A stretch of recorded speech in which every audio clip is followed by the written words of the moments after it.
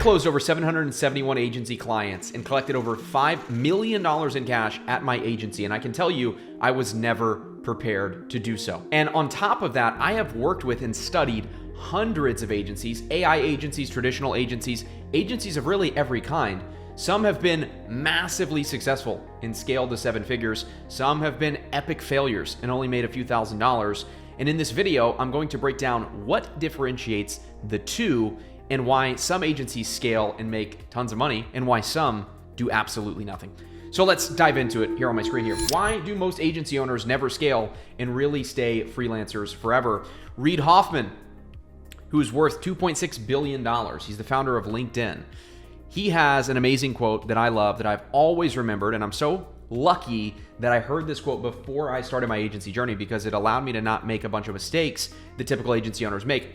Entrepreneurship is jumping out of a plane and building a parachute on the way down. Most agency owners are still waiting to finish building their parachute while they're on the ground, but that is not how entrepreneurship or even really building an agency actually works. You have to jump out of that plane and build that parachute on the way down. And in this video, I'm going to explain to you exactly how you do that and how I specifically did that, and all of the successful agency owners that I know have been able to do that. So I want to kind of tell you that it's not really your fault. If you have failed to really scale your agency, it's not your fault. It's actually school's fault, because school trained you to fail as an agency owner. Here's what you do in school. You study for a big test. You get super prepared for that test, and then you take that test and you either pass or you fail. And most times, in basically 99% of cases, your ability to pass or fail the test comes down to how much did you study or prepare for the test. Think about it. When you brought a paper home and you got a 50% on the paper, your parents look at you and say, "Son, how much did you study? How much did you prepare? Were you ready to take this test, or were you ready to do this paper?" And you would say, "No, Mom, I'm sorry, I really wasn't." And they tell you, you should have studied harder, you should have prepared more, and then you would have aced the test. We learn this in school. We learn that we must spend tons of time studying and preparing and perfecting. And then when we go take the test, we're going to do really, really, really well. But being fully prepared, especially in business, is a mirage in the desert. That means it doesn't exist and it never will. If you're in the desert and you see something similar to what you see on the screen here, it looks like a big body of water, but it's not. It's a mirage. It doesn't exist.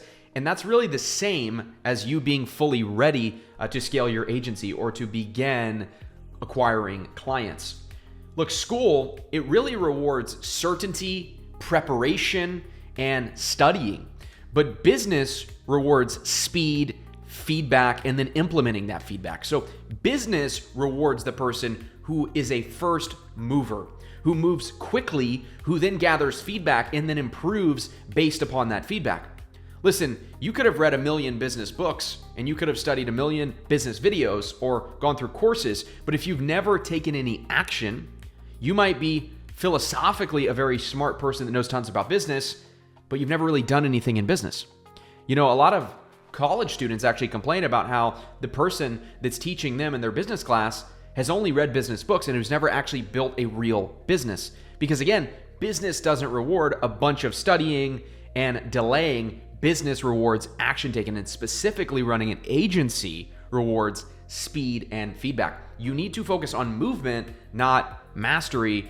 Hormozy, I don't want to steal one of his quotes, but he always says volume negates luck. I think it's kind of a similar idea. The more action you take, you're going to learn what worked and what didn't, and then you're going to be able to implement that feedback when you go and take that action again. But if you sit around and try to wait for the perfect moment, or when you've mastered something as an example, well, you're never going to master it because, again, it's a mirage, and you're never going to be able to move with that speed and get that feedback that you need to. So I was never prepared, and yet I scaled my first agency to $2 million a year in 10 months. I closed 771 high-ticket clients. I averaged a 10x ROAS on my B2B ads, meaning the ads that I ran for myself. I collected over $5 million in cash over really 3 years. I know we said 2.5 years, but it's really more like 3. And there's a ton of proof here.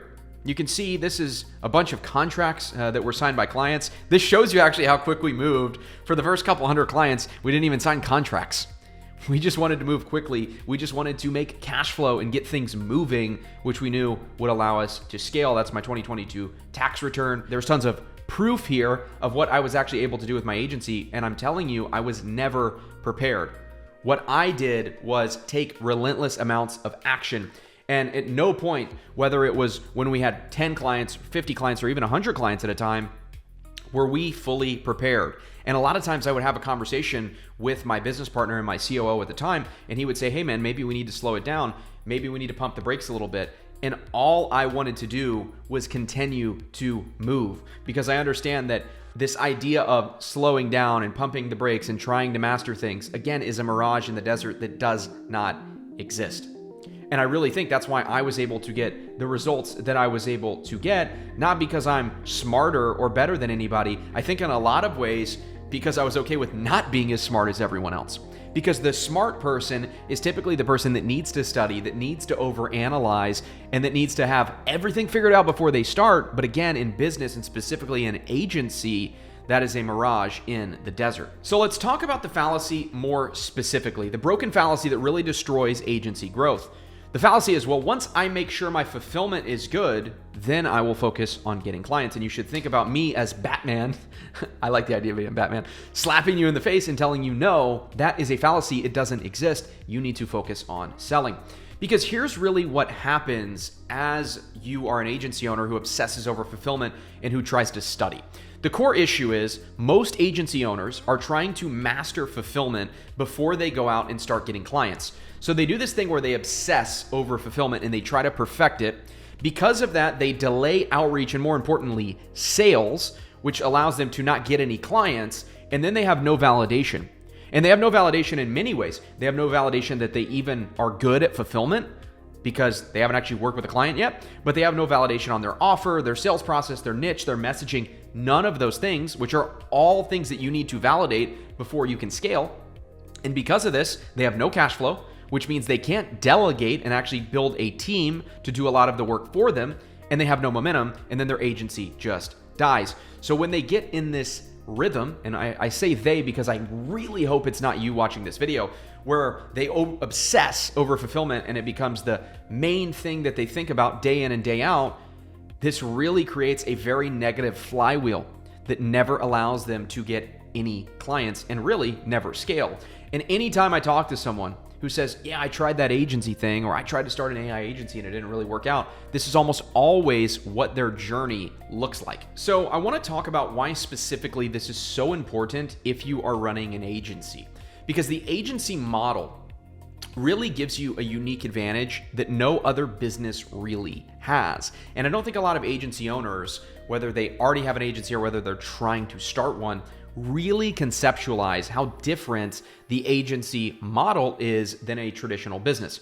So let's talk about a traditional business for a while. We said physical products here in the example, but this is like any business concept. This is software. This is a restaurant. This is so many different types of businesses. First, you must validate that people want the thing that you are going to sell. Let's say it's clothes. You have to know that there is a market that is going to be interested in the type of clothes that you want to make. If I decide I want to make a clothing brand and I'm going to make polo shirts like the one that I'm wearing here, but I want to cut the sleeves off, make them hot pink, and put some silly words on the front of them, that's probably not a concept that many sane people are going to want to buy. So I would have to first validate that people wanted that concept, that polo business that we're starting now. We're going to call it John's Polo Business as an example.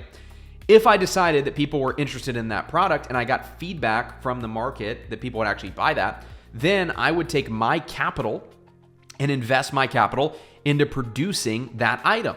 I would invest money into buying a bunch of pink polos, unless I ran like a print-on-demand business. But for most people, they're investing their money and capital into starting this product or to starting this clothing line. And then I would have to really hope that everybody who kind of told me they were interested, or the hypothesis that I made that people would be interested, was actually true, and that I was able to sell my product. So I have to validate, I have to invest, and then I have to sell, which means I have to take all of the risk up front. I have to risk my capital to hope that this business works or that this product idea works. It's the same with software, apps, restaurants, so many different business models. Now, here's the beauty of the agency model. You sell. You put your offer in front of people, or at least you should. The correct way to do it is you sell, you do outreach, you build an offer, and you start to put that offer in front of your ICP, your clients, your ideal clients. Then from there, you validate that offer through actually having conversations. You learn, do people actually want this offer? Is there ways that I can improve this offer? What can I do to make it better? How can I improve my guarantee? Should I adjust my ICP? All these different things. That's in the validation process. And then once you found that, you get clients and you make money, and then you take that money and you invest it back into your business. So you don't really have to invest money to start the business with an AI agency. You invest money back into the concept that's already working. And this is what makes the agency model such an amazing model. And I don't want to call out any big gurus by name, but if you really study, you'll realize that a lot of the gurus who trash the agency model, actually, the agency model was their first business that they were able to make money with. And this is the reason why, because agency works in such a unique way where you sell, then you validate, then you invest, but it's more so you reinvest back into a concept that's already working. This is where your clients literally fund your business for you. And AI actually makes this even easier, yet people still screw it up because they over-obsess over fulfillment. There are people right now that are trying to learn all of the AI tools, that are watching videos on YouTube of how to use the AI tools, because they have this fallacy that is a complete and utter fallacy that once they master fulfillment, clients will come out of the woodwork and begin trying to work with them. So they think, well, if I can master these no-code automation tools, or if I can become really, really good with AI chatbots or with AI calling or dialing tools, they believe that they're going to be able to get clients because of that. But at the end of the day, there is no proof that that is true. The person who gets the clients is the person who is the best at getting clients. That's what a lot of AI agency owners and aspiring and current AI agency owners don't really understand, is that the person that gets the most clients is the person who is the best at getting clients. That doesn't necessarily mean that they have the best fulfillment. Now, the beauty of it is, if you're the best at getting clients, you're always going to have cash flow that you can reinvest back into your agency in form of an operator and more AI to help you with the fulfillment. But the person who gets the clients is the person who is the best at getting clients. It may sound simple, but a lot of people overcomplicate this. And again, the reason AI makes this easier is because you have low upfront costs, like we talked about. You can make iterations and changes to your offer quickly. And then with that money, you're reinvesting back into your business, like we talked about. You're able to hire an operator who's going to be using AI to help you with the fulfillment.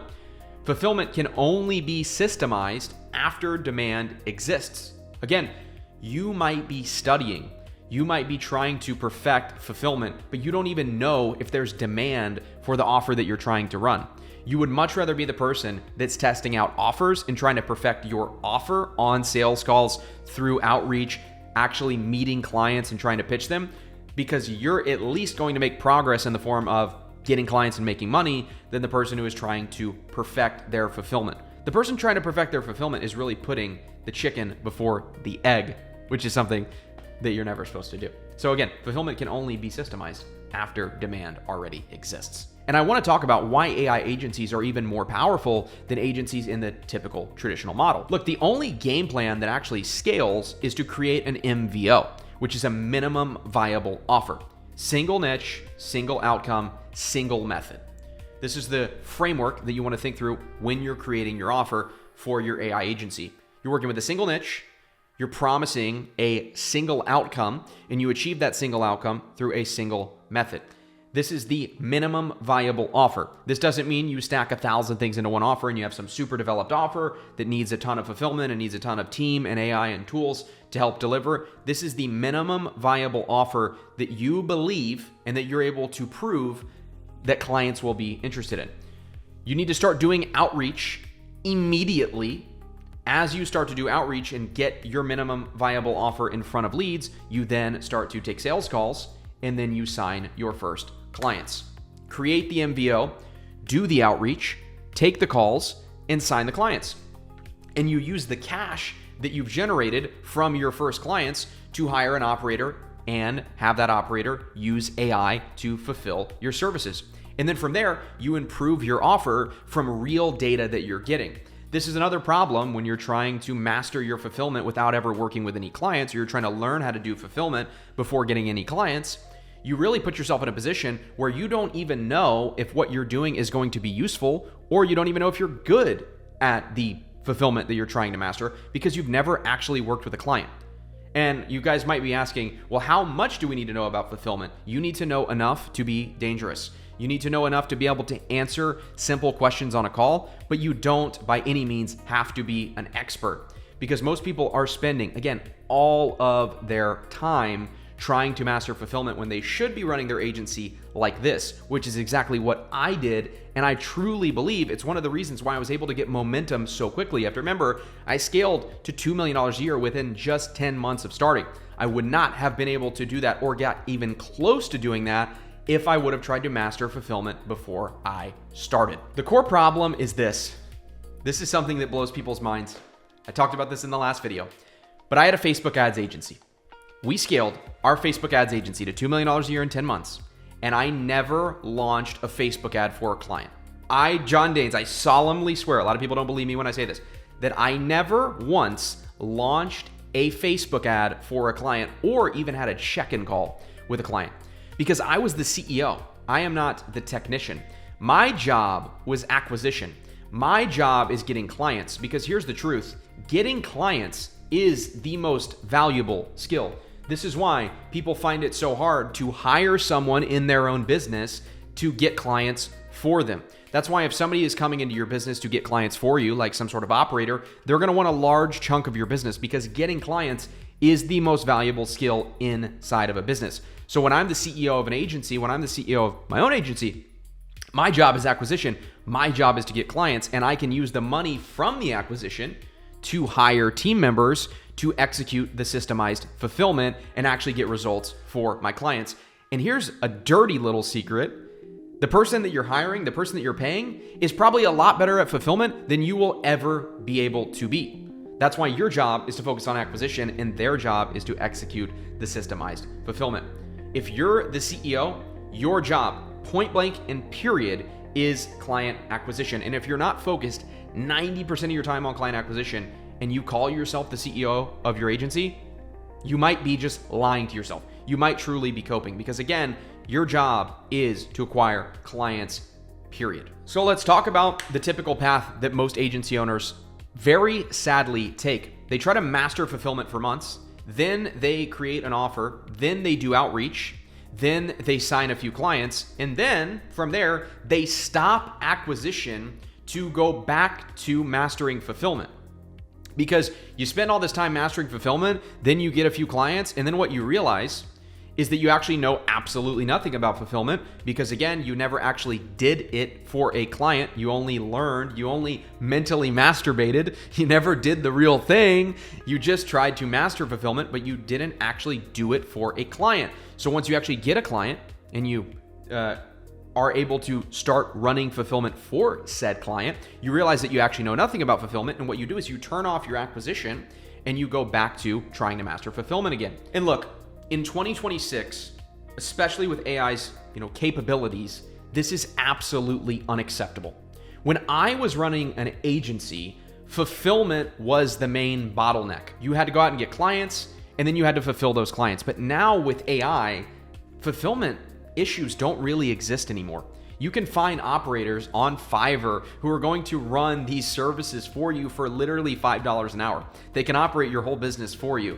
But what makes you different is your ability to create offers, your ability to have outreach working, your ability to get on sales calls and be able to convince the prospect that they should work with you, and your ability to take that feedback throughout every part of that process and improve your offer and make your offer even more attractive and even more compelling. So agencies don't fail anymore because fulfillment is hard. They fail because founders avoid, or even worse, never become masters of acquisition and selling. And I'm telling you, if you want to scale your agency to 7 figures in 2026, you have to focus on client acquisition.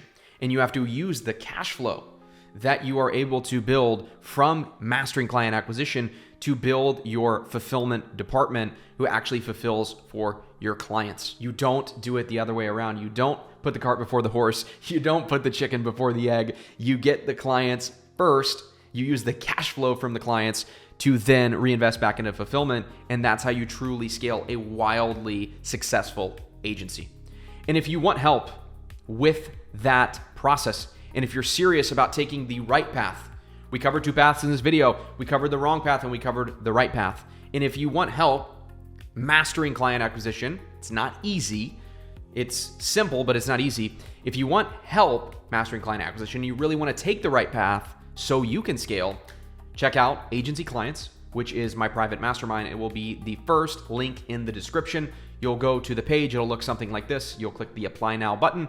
You'll fill out a little short survey, and then you will book an intro call. Agencyclients.com. That call will be with me, by the way. So even if we don't end up working together, I'll still give you a very solid game plan on what I think you need to do in order to scale. And if we do end up working together, that will be pretty self-explanatory. Love you lots. I want to see you take the right path to scale. I know what worked for me. It still works today. It's worked for tons of my clients. It's worked for tons of my peers who weren't clients, who were just friends. And I know that there's a right path and a wrong path. There's a red pill and there's a blue pill. And I want you to take the red pill. Love you lots. I'll see you in the next video. Peace.